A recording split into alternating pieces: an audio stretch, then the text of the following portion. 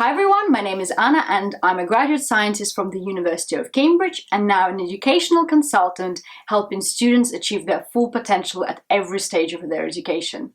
And in this channel I share my tips on how to study more efficiently, how to revise for your exams and how to ace your university applications, including Oxbridge interviews. So please press the subscribe button and stay tuned. And without further ado, let's get into this video on how to make your own revision planner using monthly and weekly overviews. And in this video, I'll be sharing the links in my description box below where you can go to my website and download free planners that will be useful for this video. So if you want to go and print them now and then get back into the video, that's great. Or otherwise, let's just get into it. So at some point in your education, you will be sitting exams or tests, and it's important to create your own revision planner for those exams in order to cover all of the topics in time and have time to apply your knowledge in order to practice past paper questions and really nail your exam technique. So it's quite often students will just be like, oh, well, we can revise like 1 or 2 topics per week and I'm sure it will be fine. And what usually happens is by the time the students get to their exams, like maybe let's say 2 weeks or a week before, they realize that there were like 5 to 6 topics that they haven't covered at all. Okay, and obviously that creates unnecessary stress, which we want to avoid at all costs. So to do that, to avoid that, you basically need to create a revision planner in which you're going to be covering all of the topics. And this is what I'm going to help you with. So step number 1, create a monthly overview and input your key dates. And by key dates, I obviously mean exam dates. There are 2 parts to creating the revision plan. A monthly overview, which will be complemented together with weekly overview. You can either use my revision planners or you're welcome to use an Apple or a Google Calendar or any other electronic system, but I would highly recommend printing them out and writing the key dates into your planner by pen. There is something about a hard copy lying on your desk and always verifying what do you need to be covering next. Firstly, let's start by creating our monthly overview. We're going to firstly put exam dates in the calendar. Let's take a hypothetical scenario and we're going to go for 4 exams on 11th, 13th and other days here. And as you can see, those are the key dates we're going to be revising for. Then whatever the date is for you today, your current date, you're basically going to go backwards and see how much time you actually have for your revision that you can dedicate. This would be a good time to also put any other important key dates you might be having in your life, maybe some birthday parties or anything of sorts that you know on those days you won't be able to do revision. So in this example, we hypothetically have 8 weeks for your revision. And so now what you're going to do is decide which days you're going to dedicate for your revision. And this brings us to step number 2, check topics that you need to revise. So, well, how do you know what topics you need to cover? A good place to start is using your exam syllabus or specification. So, for example, whatever subject you might be studying, you can go and check those topics and write them out. So hypothetically, let's say you might have 10 to 15 topics that you need to revise. So then we have this 8 weeks and it's basically like a problem-solving exercise. You need to input your topics and basically spread them around this time that you have for your revision. This might overwhelm you a little bit and you might realize, well, you actually don't have enough time or you have too many topics to revise for.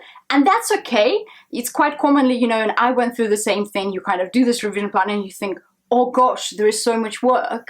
But the whole point of doing a revision planner is to realize that and actually to create a systematic plan of covering most of the topics in a given time. So this should give you a structure and hopefully minimize your exam stress that you might have. Moving on, you need to decide on the days you will dedicate for your revision per week, and we're going to discuss this in a moment under our weekly view.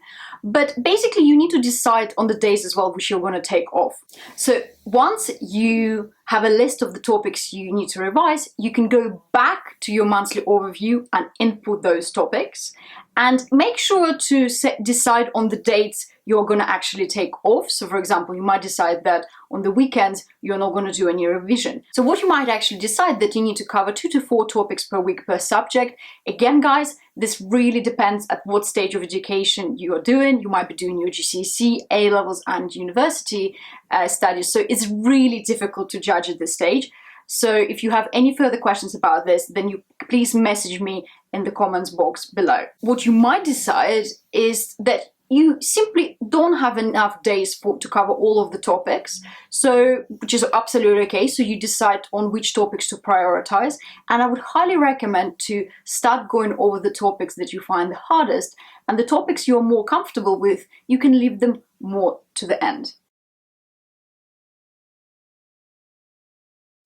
This brings us to step number 3, create your weekly planner a week ahead. So it's important now you have your monthly planner is to prepare your weekly planner on a weekly basis. So maybe the weekend before the week you say, okay, I'm going to cover this particular topics and this is how I'm going to divide my days. It's important to decide which days you're going to dedicate for what subjects. Again, you can be a little bit flexible about it, but more importantly, you need to decide which days you're going to take completely off and not revise. Because remember, revision is a marathon, not a sprint. So you're trying to work hard, but actually have some time to relax as well. So let's get into my planners. So this is how my weekly revision planner looks. And basically, once you decide on the week you are going to go over, it's important to decide on the days that you're going to be blocking off and not doing any revision. So I went for Saturday and Sunday here. And now we're going to take an example of a hypothetical student that does 3 subjects. So on a Monday, let's say, you might decide to go for subject 1 and go through the theory firstly, then do a past paper in the afternoon, and later on go over it and go over the mark scheme point. Then on Tuesday, you then might decide to go over subject 2 theory. Again, do a similar thing, do a past paper and then go over the paper, and so on. And you basically, guys, need to divide the week that way. And I'm giving here an example of where I've put subject 3 on a Wednesday. And I used to do 1 subject per day, but you might say, actually, we like mix and matching. So you might go and do theory or anything for subject 2, but then in the afternoon, you might decide to focus on subject 1. And similarly on Friday, you might go and mix and match subject, as we're going to see an example in a moment. The idea is this is absolutely personal, but you absolutely must plan this week ahead, because then you can stick to the routine and you don't have to think at the beginning of the day, oh, what am I going to do? It's already pre-planned ahead for you. And then at the end of the day, you need to decide when you're going to stop working. This weekly planning is really flexible and you need to decide what you need to do as a student. You know, it's difficult to judge at what stage of your education, but having a weekly routine like this will really help you with your revision. And as you progress, you will actually feel stronger and stronger in your subject. This brings us to step number 4, or more tip number 4, is be realistic about how much work you're planning to do within a month or on a weekly basis. So a classic thing to do is be like, oh, I have so many topics, I'm going to revise so much. And by the time you start, you actually feel like you don't have enough time in the day. It's because you've given yourself too much work to do. As you could see from my previous section, my weekly planner was divided into like blue and white areas. So the blue areas is where I would commonly do work, and I feel like this is probably one of the most optimal times of the day when the students can revise. Again, this is personal and can be flexible, but it's important, for example, to say, okay, 6 or 7 o'clock in the evening is my cutoff time when I no longer do any more work. There is no point overdoing it at the beginning of the week, because you need to pace yourself for revision and you don't want to burn before your exams. So it's important to say, okay, if you don't feel like revising, you're feeling really tired, it's important to take that break and maybe go for a walk or do whatever you want. But I can't stress is like during your revision period, it's so important to have a routine. So some of the students say, well, no, we work better in the evening. But so by the time they wake up by 11 or 12 o'clock in the morning, it's actually, you have half a day of the gone. So, I would really recommend, maybe waking around 8 o'clock, starting your revision by 9:30, and then working throughout the day, but taking that time off in the evening and during the weekend.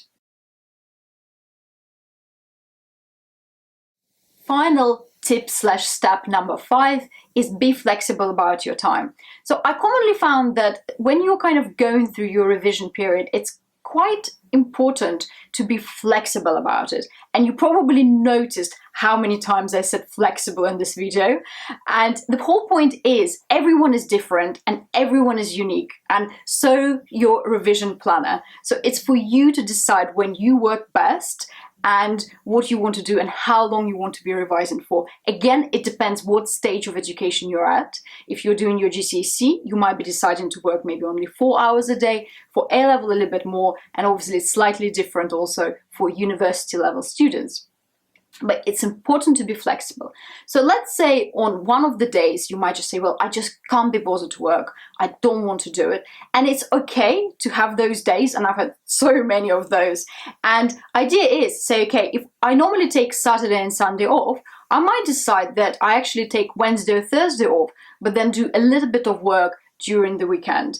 And if you do miss a day and you can't catch up, that's also okay. But you might just need to rethink your timetable, and you might say, okay, well, maybe I need to combine 2 topics, or I drop 1 topic, or anything along those lines. So it's the revision planning is a skill that you can definitely obtain, and it can help you in the future, but it's also work in progress. So kind of see how each week goes and then modify as you go along. I hope you enjoyed watching this video. Remember, download the planners from my website, and in my next video I'll be discussing how to do your revision within a day and giving you some tips on that.